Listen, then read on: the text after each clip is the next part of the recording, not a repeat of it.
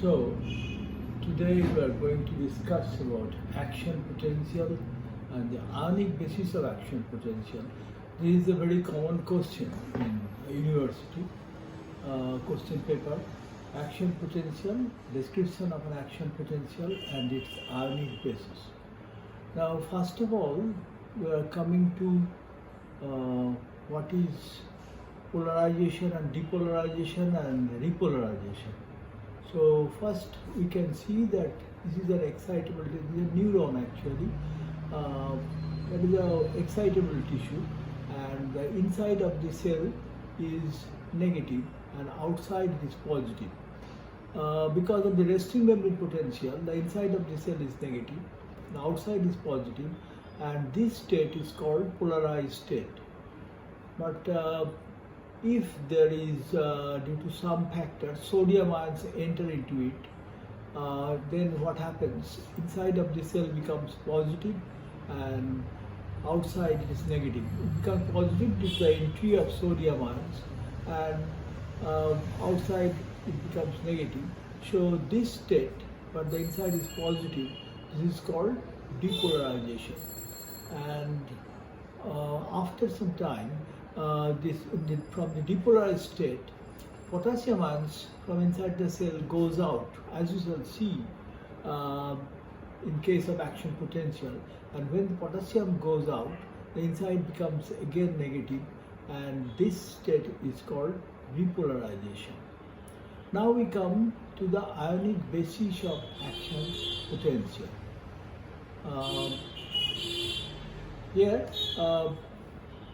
What is action potential? It can be defined as a sequential change in membrane potential. A sequential change in membrane potential actually due to opening and closure of various ion channels. And the second most important property is that it propagates but in undiminished intensity. This propagation with undiminished intensity is very important because there is another type of potential, that is graded potential. In that case, graded potential also may propagate, but its intensity diminishes with distance. But in action potential, the main characteristic is it propagates in undiminished intensity. So the two main features of action potential, that is, it is a sequential change in membrane potential, and secondly, it propagates in undiminished intensity. Now we come to a diagram of action potential. Here the diagram is a little bit complex, but here in the y-axis the voltages in millivolt are shown. This is minus 70 millivolt, which corresponds to the resting membrane potential. This line is resting membrane potential, and it is minus 70 millivolt. Then there is a firing level. We'll describe it later. This firing level is at minus 55 millivolt.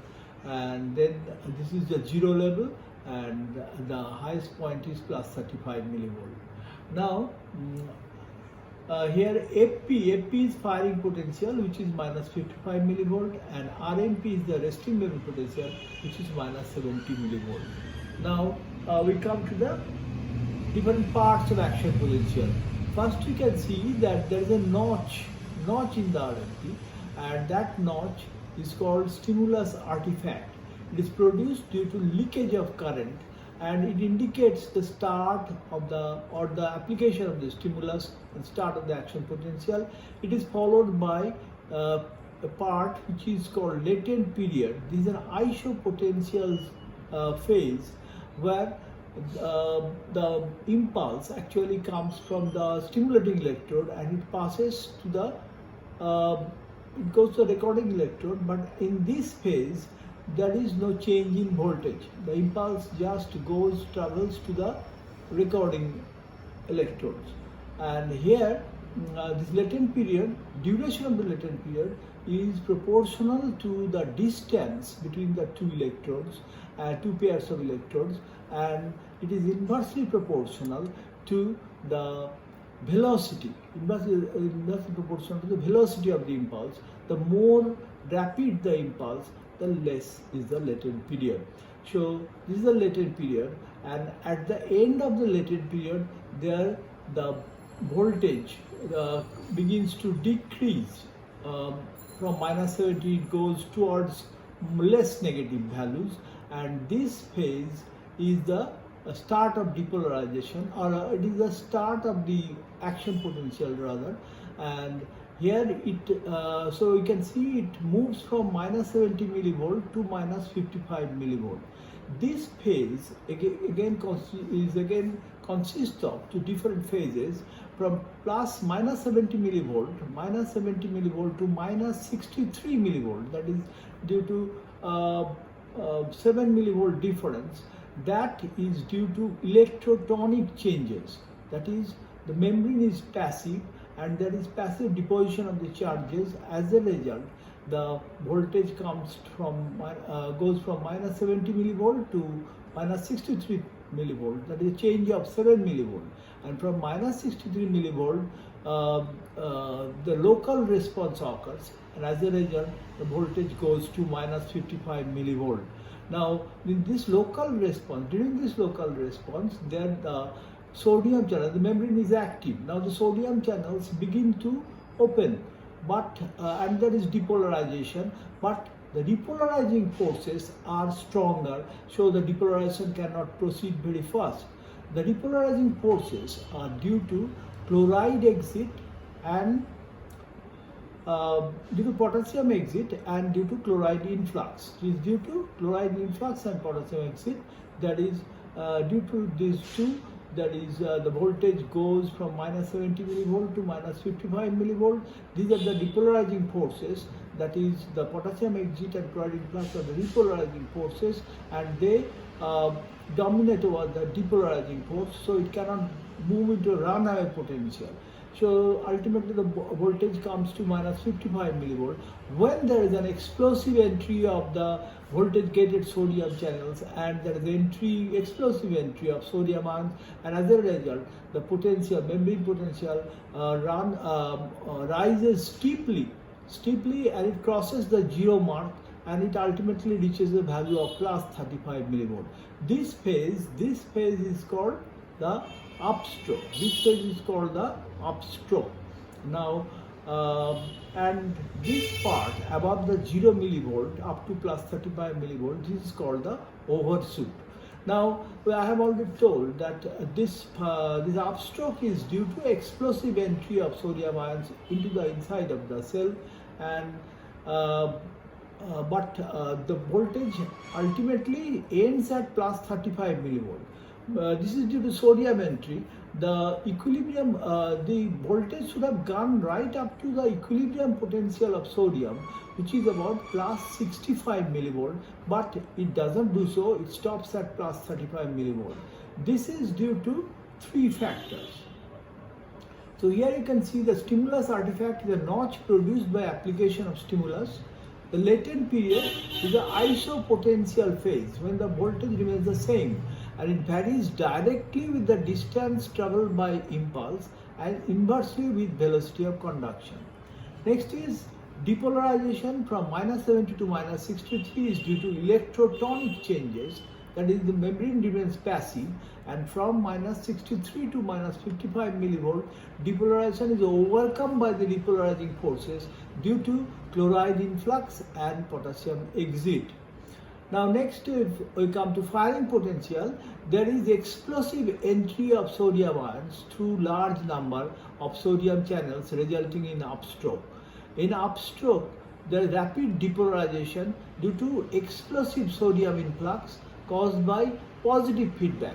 So this is an example of positive feedback. What happens when there is entry of sodium ions? There is depolarization, and this depolarization in turn causes opening of more sodium channels, and there is more sodium influx. In this way, there is a positive feedback. As a result, there is an explosive sodium influx into the cell, and the voltage ultimately ends at plus 35 millivolt. Now, although the equilibrium potential is 65 millivolt, due to three factors, the voltage ends at plus 35 millivolt. So first is time and voltage dependent inactivation of sodium channel. What is that? The sodium channel, or when it opens, it spontaneously closes after a very shortly. Very shortly, it again closes spontaneously. So that is, or this closure is known as inactivation of the channel. So we see that this is time-dependent inactivation, and also there is another type of inactivation, that is voltage dependent. But now the voltage you can see has changed to a more positive voltage, and at this voltage there is again this voltage dependent inactivation. So because of this time and voltage dependent inactivation, the sodium channels, they close, and so the membrane potential does not go beyond plus 35 millivolt. Before that, the sodium channels are inactivated. Second factor is less influx of sodium ions due to intercellular positivity. We can see that now the inside of the cell has become positive due to entry of a huge number of sodium channels, and that reverses the ionic gradient, so that now sodium ions that tend to come into the cell are repelled by the intercellular positivity, and due to that there is less influx of sodium ions, and that is another cause of the voltage not going beyond plus 35 millivolt. And finally, there is the opening of potassium channels. The potassium channels, they open by the time the voltage reaches plus 35 millivolt, and because when the potassium channel opens, there is potassium exit from the cell, and that causes negativity of the inside of the cell, and so the voltage cannot go beyond plus 35 millivolt. Now next is downstroke. In the downstroke, there is rapid fall of membrane potential. If we go back to the diagram, we can see this is the downstroke. This is the downstroke, and the membrane potential comes from plus 35 millivolt gradually back towards the resting membrane potential. The first part, there is a steep fall, and the later part there is a slower fall, and this period of slower fall is called after depolarization. And we can see that the membrane potential goes even below the resting membrane potential, which is called the after hyperpolarization phase. Now why these are caused? Why the membrane potential falls from plus 35 millivolt? This is due to the potassium efflux from the cell. Now by this time it reaches plus 35 millivolt.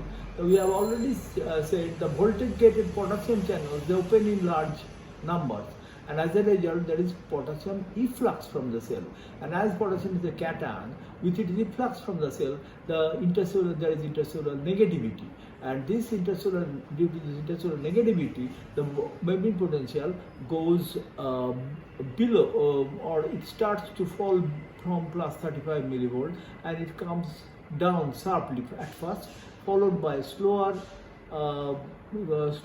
descent, and that is called after depolarization. And when it goes below, why it goes below the resting membrane potential? Because these potassium channels are open for a much longer time, and so potassium continues to go out of the cell, and as a result the membrane potential goes even below the resting membrane potential line or phase, and now after some time it again comes back to the baseline, and that part below the resting membrane potential stage is called after hyperpolarization. So these are the different steps of resting membrane potential, and these are more or less the ionic basis of action potential. So these are the phases of action potential, and the ionic basis I have tried to explain already. So just a repetition, the action potential, the first part is stimulus artifact, and that is due to the leakage of current from the stimulating electrode to the recording electrode, and it is like a notch, and that is the starting of the action potential. It is followed by isopotential phase, which is called the latent period, and that latent period of course depends on two things. One is the velocity of the impulse, and the other is the distance between the recording from the stimulating electrode and to recording electrode. This is followed by two phases. The first phase -70 to -63 is due to the electrotonic changes, and from -63 to -55 this is called local response, and this is when the repolarizing forces are greater than the depolarizing force, so the potential change cannot increase a runaway depolarization. There cannot be a runaway depolarization, which however occurs once the voltage reaches -55 millivolt. Then there is a runaway depolarization because of explosive entry of sodium ions. The voltage ultimately ascends up to +35 millivolt, and there it ends because of three factors. First of all, there is the time and voltage dependent inactivation of the sodium channel. Second is the electrical gradient is reversed. Now the inside of the cell is positive, so it repels further influx of sodium ions. And thirdly, there is opening of potassium channels, so the cell tends to become electrical negative. So due to these three factors, the membrane potential stops at +35 millivolt, and then the potassium channels, they are fully open, and so there is intercellular negativity causing depolarization. It is fast, it is very fast at first, but later on it becomes slower, and that part is called after depolarization. And because of the prolonged opening of the potassium channels, potassium continues to go out, causing further negativity, and so the membrane potential goes below the resting membrane potential line, and after some time it however comes back to the resting membrane potential line, and this part is called after hyperpolarization. So this in short is the different ionic basis of action potential.